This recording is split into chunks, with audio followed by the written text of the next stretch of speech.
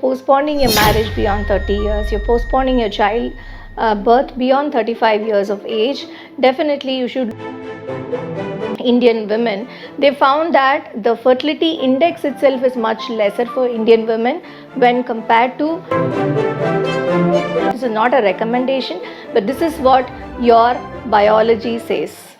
So in this video, we're going to look into social egg freezing. So what is social egg freezing? Why are we talking about it? So recently I made a video about this and it went in a negative aspect that many feminists were against the video, saying where I mentioned that the ideal age for an Indian woman to get married and have a child is somewhere between 20 to 30 years. I think that went in a wrong sense. So I want to elaborate about that more in this video. So social egg freezing is recommended for women who are postponing their pregnancy beyond 30 years of age. Yes, definitely, even I am a feminist. I also recommend girls studying and getting into career and focusing on their profession is something which is very much needed, and definitely this year I think we have taken as financial independence is needed for women. But beyond all of it, I think we should also look into the reality, that is a medical and physical aspect of a woman. So looking at Indian women, there are so many studies which has been done right from 2009 onwards, comparing fertility of an Indian or South Asian women to the white women. So our concept of being career oriented, getting into profession, postponing the marriage and postponing the childbirth, everything, definitely we have an influence from the West. So comparing Indian women and a West, that is Caucasian white women. So there was a study which was done in 2009 where they have come to a conclusion that South Asian women definitely have a reduced fertility level compared to a Caucasian woman. And there was another study which was done in 2016. This was a very huge study which was done by Indians as well as a Spanish group, in which they've studied around 5,000 odd women, 5,000 plus women, where they found that the ongoing pregnancy rate of Indian women is much lesser than a white Caucasian or a European woman. So why is this difference? There are another few studies which has been published recently in 2022 and 2021 where they've compared again white women with Indian women. They found that the fertility index itself is much lesser for Indian women when compared to, that is AMH level, that is anti-Mullerian hormone level is much lesser, and definitely due to that,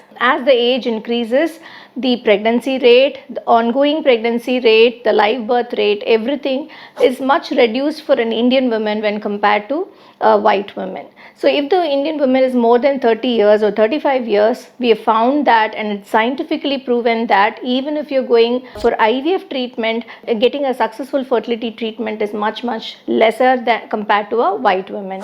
So what do we understand from this? We can't just blindly follow culture from the West. We should also look at our tradition, we should also look at our genetics, our ethnicity, our genetic makeup, and then make a conscious decision of saying, I don't want to have a child, or I will postpone my childbirth, or I will postpone my marriage. I think all the South Asian women or the Indian women should definitely have a thought about it. Where are we? And definitely there is a solution. Yes, definitely we can do egg freezing. Social egg freezing for women who are postponing their fertility is definitely recommended. And when you don't want to have a marriage, or when you don't want to have a childbirth at all, or when you opt to postpone for an indefinite period, depends on your own decision. But definitely social egg freezing is recommended when you have those kind of compulsions. So who can do a social egg freezing? When you're postponing your marriage beyond 30 years, you're postponing your child birth beyond 35 years of age, definitely you should look at social egg freezing. And for women who are going in for cancer treatments, you've been identified with cancer, some of the cancer treatments requires radiotherapy. When you're undergoing radiotherapy, your ovaries are definitely affected, your egg production is totally affected. So these kind of women who are going in for cancer treatment, definitely they should look into their fertility aspect even before they get into cancer treatment. So please, in a month we can start your treatment, remove the eggs, freeze it for you, finish your cancer treatment. At least you will use these eggs for your future. So what is the success rate of a social egg freezing. So how many women, like, will social egg freezing give 100% pregnancy in future? I think we should also look into the reality of success rate with a social egg freezing. Freezing one egg and will give us a success rate of around 4 to 12% of live birth rate. The success rate with one egg is very less. So I think the number of eggs which is needed to give a pregnancy is definitely more. When you freeze more than 20 eggs for your future, then your success rate of having a future pregnancy is around 50 to 60%. If you are freezing your eggs when you're more than 35 or 38 years, your success rate is much lesser. When you're freezing your eggs less than 30 years, in your 20s itself, probably your success rate with the egg freezing method is much better. So women who are thinking of social freezing should freeze eggs somewhere between 20 to 30 years of age, not after 30 years of age, because you can still freeze after 30 years, but your success rate might come down.